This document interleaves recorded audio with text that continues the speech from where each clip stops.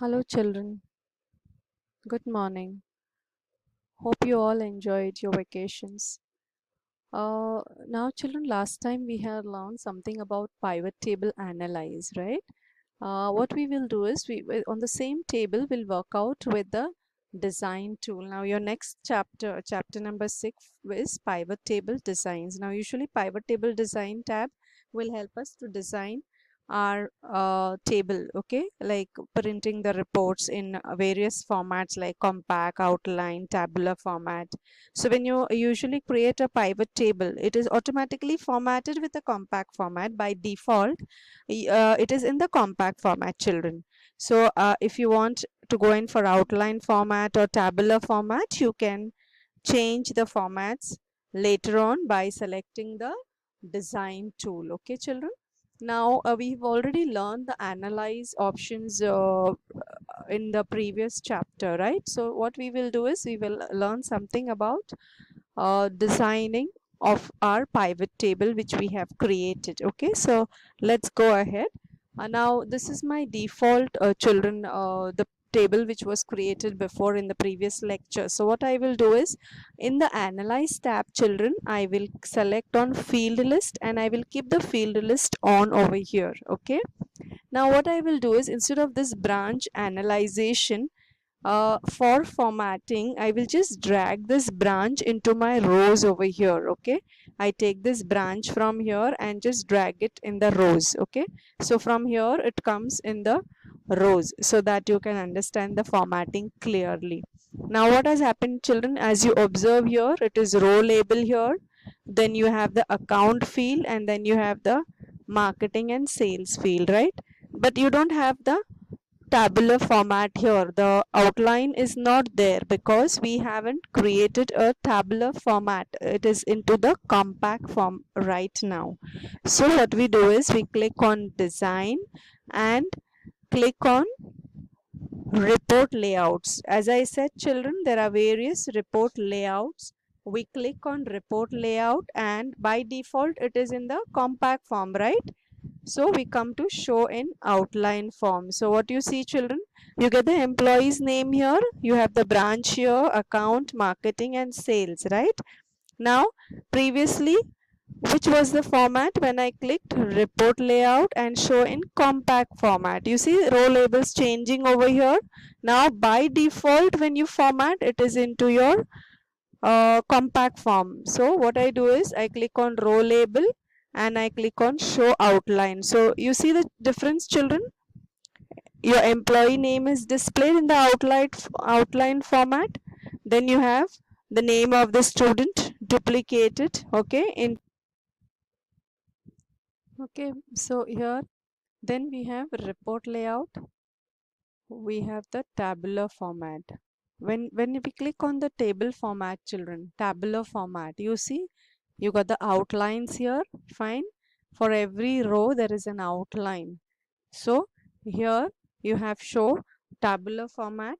Okay, now what happens in tabular format? Each row field is in a separate column, as you can see in the pivot table. Okay, separate column, each row is separately mentioned. Okay,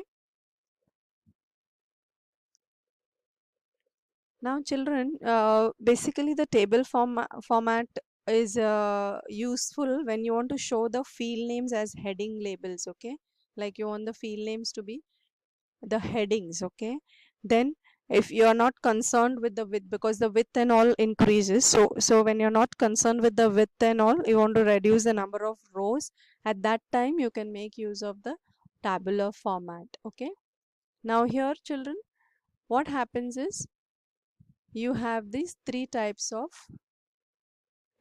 rows, sorry, report layouts. Then you say when you click on row header, you see the row header is highlighted. Row header, banded rows, column headers, banded columns. You see this particular format, we are right now into the table format, or which you can call it as a tabular format. And then you have ready-made pivot table styles here, which you can make use of these styles. You can apply any styles you like. Okay, you can select the styles and make use of these styles over here. So this is how you can format your pivot table. And if you want like grand totals, you can mention grand totals. You can switch on and off. Switch off the grand totals. You see the grand totals are switched off. Okay, you want on for all, you want only on for columns only, so you'll get only columns. You see the grand total is come only for columns. If you want only for rows, then you'll get only for rows at your right hand side grand total over here. Click here. You want for both, you can say on for columns and rows, so you'll get for the columns as well as for the rows also. Okay, then you want subtotals also. Show all subtotals at the bottom of the group. You will see all subtotals. They already subtotals are already displayed. You see Shah subtotal, Tanvi subtotal. Actually, these subtotals you'll be used when you have this bills. Now these were the names of the employees in different areas. Okay, these were the names of employees in different areas, but when you're working with some like DMart stores, then there are same items to be grouped. Products, many products are there available in the market. So some common products like soap you have purchased of different companies, so soap can be grouped all at that particular time. Children, this subtotals is very useful.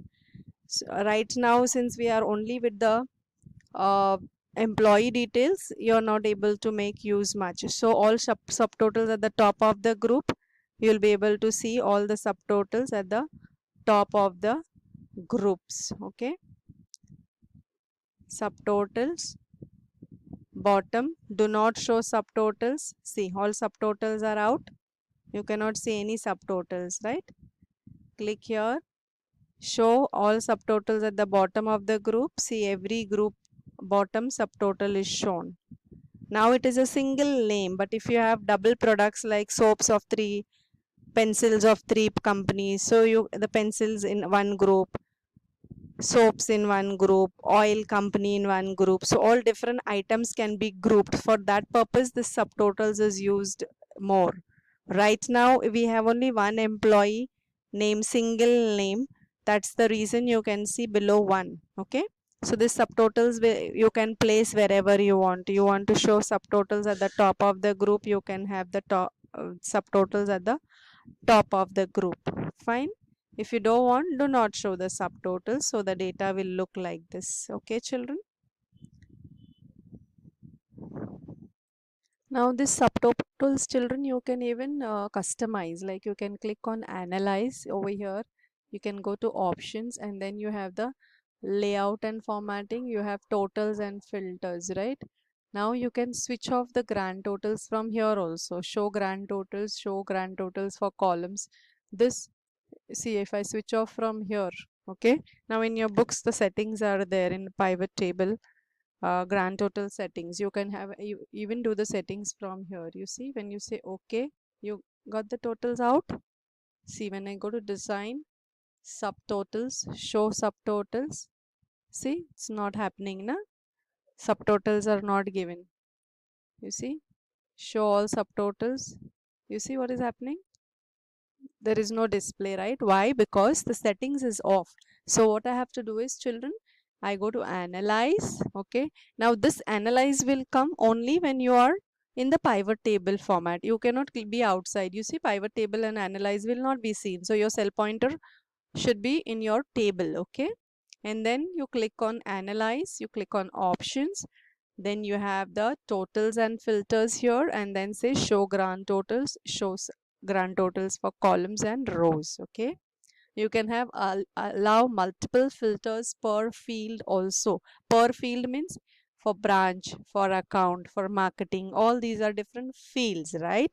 So you can make changes over there also. You can allow filters for multiple per field also.